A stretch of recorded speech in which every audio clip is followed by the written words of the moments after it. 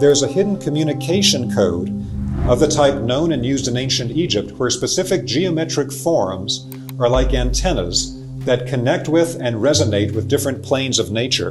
And even if you know nothing about biogeometry, if you simply design forms according to these specific numbers and combinations, they will automatically give you beneficial BG3 energy qualities. But to understand how this works requires us to change our frame of reference to where the living vibrational world around us is in constant dynamic interaction with us, based on how we form the world around us.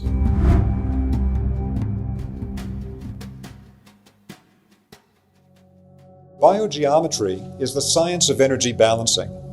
We often refer to it as nature's own design language of shape, sound, color, motion, angle, proportion. All the way that nature creates vibrational and energetic effects are things that are studied and applied in biogeometry.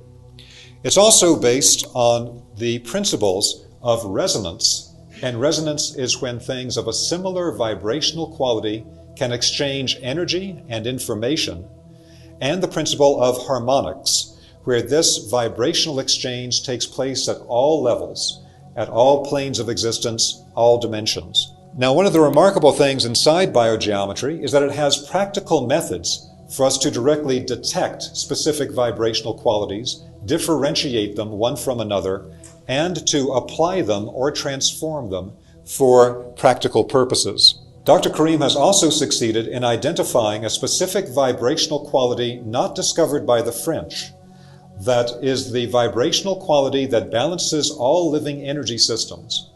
This is an energy that Dr. Karim has coined the Biogeometry 3, or the BG3, because it has three specific components, but they come as one totality. So sometimes Dr. Karim will refer to this as the one energy quality, but it's like the mystery of the Trinity, where the three is one and the one is three.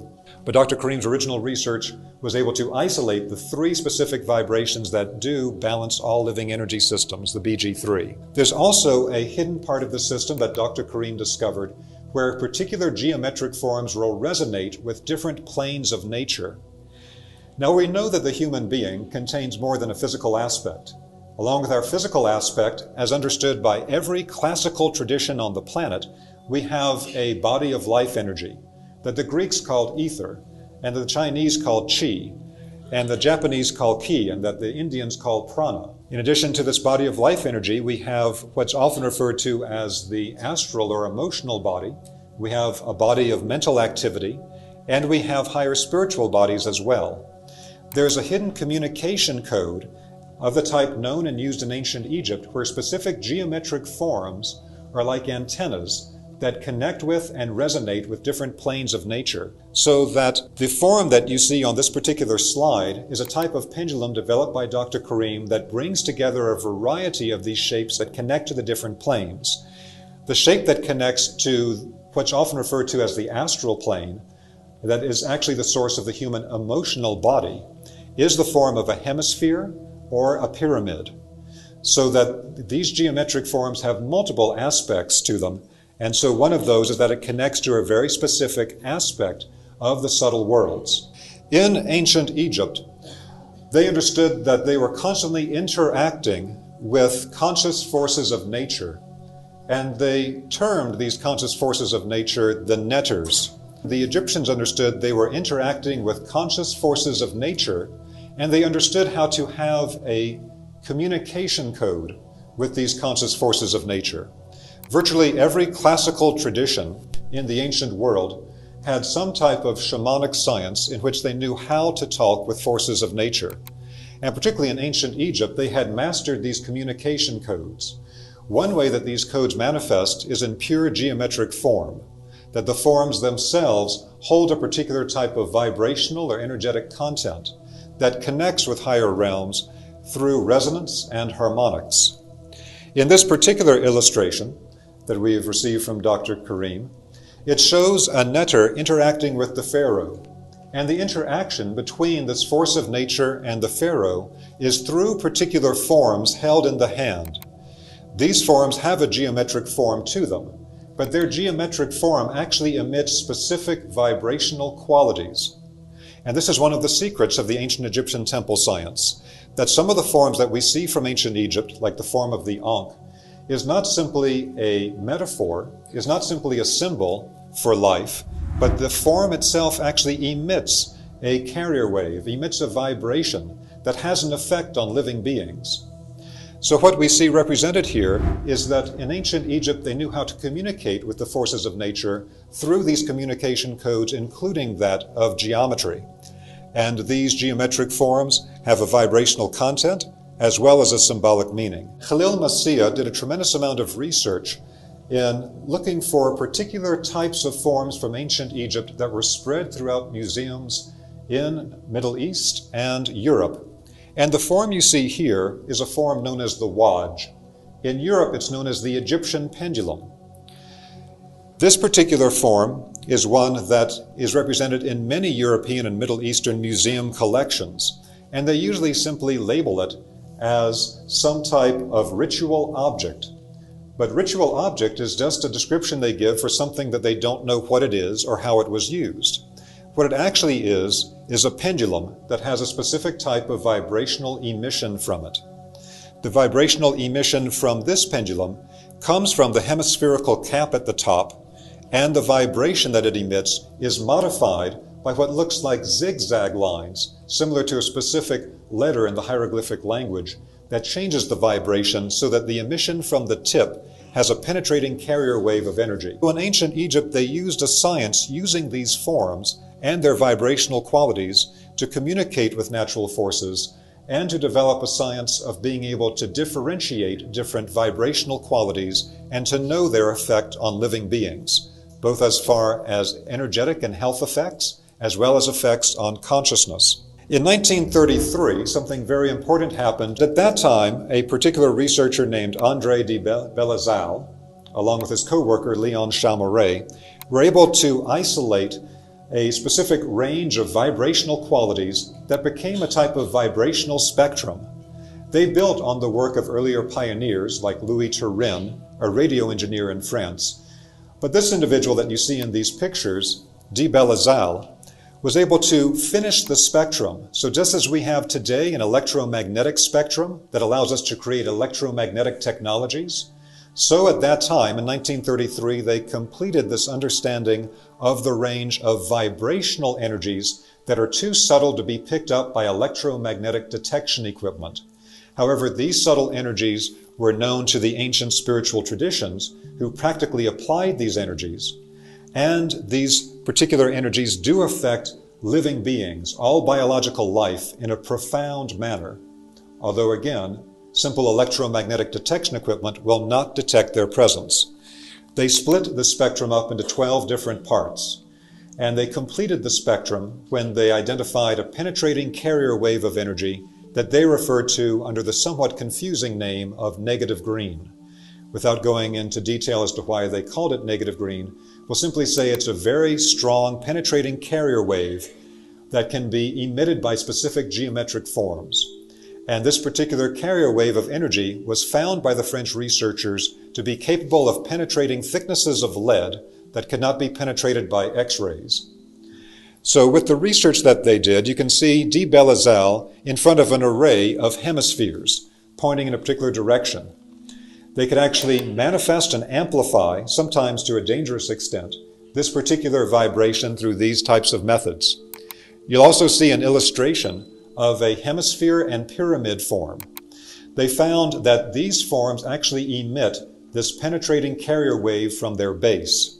And so both the dome and the pyramid have specific applications for energy purposes because they are what Dr. Karim refers to as polarized geometric energy emitters. In other words, they send a wave of energy in a specific direction, and that wave of energy can be engineered for specific purposes. But the main thing to take away from this slide is that in 1933, they were able to complete this spectrum of all the vibrational energies that affect living beings that are not known to modern science, but that were known to the great classical traditions of the world. In fact, as you see in this particular chart by Kerner Skariatin, the Russian who lived in Egypt and used the French methods of vibrational research that they called radiesthesia, They were able to isolate with the 12 bands of energy that they detected in the spectrum exactly what types of vibrations came from what types of forms and were also present in what types of illness and disease microorganisms. This also meant that they could isolate the specific type of subtle vibration that could neutralize the energy coming from these disease microorganisms. And this is very precise type of knowledge. They may refer to these things in the different vibrational qualities under the names of colors, but it's not simply a color. Color is one way that these vibrations manifest in what Dr. Karim refers to as scales of quality. So the complete vibrational spectrum, creating all the possible effects on living beings, will appear in the scale of quality of color, but also in the scale of sound, also in the scale of motion and angle and shape and proportion. They are all qualitative scales that create very specific energetic effects. These three vibrational qualities that Dr. Karim identified can be talked about either through modern terms that have an identifiable basis to them in a type of vibrational science concept, or they can be described according to concepts known to classical spiritual traditions, which also had an understanding of these energies. So one of these energies that makes up the three vibrational qualities that balance all living energy systems is this quality that the French found, this carrier wave of energy that they called negative green. Another is one that we refer to in a technical basis as the higher harmonic of ultraviolet. It is in resonance with ultraviolet light and energy on the physical plane, but it's on a higher harmonic level. Classical spiritual traditions might refer to this energy as the spiritual light, or they might refer to it as the atmosphere of the angels. The third component, and considered to be in some ways the highest of the three components of this balancing force, is the higher harmonic of gold. The higher harmonic of gold is connected to physical gold and is the reason why so many classical traditions used physical gold in their spiritual mysteries. Whether it's in South America or Egypt or Asia, you constantly see the use of gold. But it's not for the physical aspect of it, but because it resonates with something on a higher level. This higher harmonic of gold energy was identified by Dr. Karim as having a strong effect on vitalizing the human immune system and activating many important functions in the human energy field and consciousness. But it's also something known to classical traditions. It is the same gold energy that you see around the heads and the bodies of the saints in religious depictions all over the world. And this higher harmonic of gold energy was also an energy connected in the Egyptian mysteries to the plane of divine wisdom, a spiritual plane very close to the Godhead at a very high divine level. So we can understand these things either in a spiritual context or in more of a vibrational science context, but they're really the same unity. Now, this balancing force that Dr. Karim identified manifests in particular ways. And to really understand how we can engineer structures, build a building, create a form so that it has specific vibrational qualities requires us to change our perspective on how energies connect to form. Dr. Karim refers to our work as being a sculptor of space. When we form space in a particular way, we then form it also to create specific vibrational harmonics that will affect every person that ever enters into that location. And so this balancing force will naturally appear of its own accord around certain geometric forms. In the form of a rotational movement or a circle, it appears in the very center of the circle. In the biogeometry foundation training, after we teach people how to test these different vibrational qualities, we will give them the form of a drawn circle and say, I want you to use these tools and show me where you find the BG3 energy. And they find it coming from the very center of the circle. This BG3 energy is in the center of all structures, and there are particular methods we can use to amplify and distribute its energy. So this gives us the classical initiation diagram that you see on this slide of a point in the center of a circle. If you study with the Rosicrucians and Freemasons, they'll tell you the point in the center of the circle is the symbol of the Godhead. If you study astrology, they'll say that it is the symbol of the sun. If you study alchemy, they'll say it's the symbol of gold. It is all these things and more. This is a circuit diagram showing you how to connect to all of these things. and the higher harmonic of gold and the whole BG3 is found emitted from the center of these circular or rotational forms. If you have straight line forms, like the cross that you see on the slide, then this balancing force will naturally appear at the perfect balance point moving into those forms. Because this balancing energy appears at the balance point, and it actually works with all living energy systems to balance those living energy systems. But to understand how this works, once again, requires us to change our frame of reference to where the living vibrational world around us is in constant dynamic interaction with us, based on how we form the world around us, and also related to what we do with our own energetic field, with our thoughts, emotions, etc. Dr. Karim has done a tremendous amount of work looking at the way that specific types of vibrational waves and wavelengths will create vibrational effects and affect living beings. One aspect of this is in the way that we can actually change the vibrational qualities within electromagnetic waves. And you can actually change the biological effect of electromagnetic waves to be biologically helpful to human beings and not harmful based on how you shape the wave. The wave will have a specific shape to it based on the amplitude or height of the wave and the wavelength, as seen on the right-hand side of this diagram. In a simpler manifestation, this is also connected to the types of vibrational qualities that you get inside any structure, based on things like the height of the room and the length of the room and the width of the room. These will create specific wavelengths that are capped standing waves within that location that, depending on their particular size and structure, will create vibrational harmonics that are supportive or harmful to living beings within that structure. If you go to Giza Plateau, you will find that the three major pyramids at Giza are not flat-faced pyramids. The three major pyramids have a half-a-degree indentation straight down the center of all four faces of the pyramids. This is known to Egyptologists, but they don't understand the purpose for it. The purpose for it is that it changes dramatically the vibrational quality of the energy inside the pyramid. In ancient Egypt, they understood about finding the sacred power spot to build the pyramid on in the first place, and then how to modify the shape of the pyramid to change its energetics for the desired purpose. So the modifications to the shape of the pyramid are quite intentional and create a profound vibrational shift within the location. Dr. Karim has completed a system of vibrational energetics where you can use specific number qualities together in something he calls the modular system. And even if you know nothing about biogeometry, if you simply design forms according to these specific numbers and combinations, they will automatically give you beneficial BG3 energy qualities. So Dr. Karim's research in understanding the way that geometric forms emit specific types of vibrational qualities that affect living beings. The French called this quality of emission of waves, they called it shape-caused waves, because the shape literally emits the wave. And this work was then validated at the Egyptian National Research Center when they had Dr. Karim come and they gave him the challenge of having 2 Petri dishes with microorganisms in them. That was a fast replicating yeast, and they asked Dr. Karim to kill all the microorganisms in one Petri dish with a simple geometric form and nothing else, and leave the other untouched.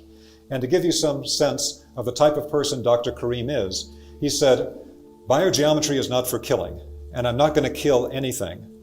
What I will do is I will put a simple geometric form and nothing else over one of the cell cultures and completely paralyze all of its life activity. It'll be in a state of suspended animation until I remove the geometric form. The other one that I leave alone will continue to replicate naturally. And what you see on this slide is the report from the Egyptian National Research Center from this evaluation, where the head of the Department of Microbial Chemistry, Dr. Badr El-Din, wrote the report and said Dr. Karim accomplished exactly what he said he could do, that some type of subtle radiation from the geometric form completely suspended the life activity in the dish that he covered while the other replicated normally. And we cannot explain this effect through our current knowledge in contemporary science and medicine, and it's a top priority for us to begin to research this. Another one of Dr. Karim's discoveries is that through using radiesthesia to be able to tune to specific vibrations and track them as they move through the living bodies of human beings, animals, etc., he could actually track the way that specific energies move inside the human body. And he called these movements of dynamic energy in the body biosignatures. What you see on these slides are the energy movement patterns that Dr. Karim identified in specific organ systems of the body. And these energy movement patterns can actually be provided to people as biosignatures to help to harmonize different energetic things in their energetic field and with their organ function. So this connects to Dr. Karim's concept of energy, shape, and function. With these biosignature patterns, to understand how they work, don't look at them as static forms. Look at them as a pattern that energy is moving constantly and dynamically within. Energy moves into a shape, and energy is actually programmed to perform a specific function by the shape it moves into. Energy moves into a shape, and the shape determines the function. That gives us a very simple equation in biogeometry for practical work. Energy plus shape equals function.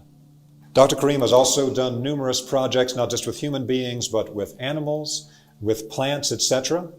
And just to touch on a couple of these, in one project he worked with a chick farm, had them stop giving the chicks antibiotics and different types of artificial hormones, and instead simply created strong concentrations of BG3 around them.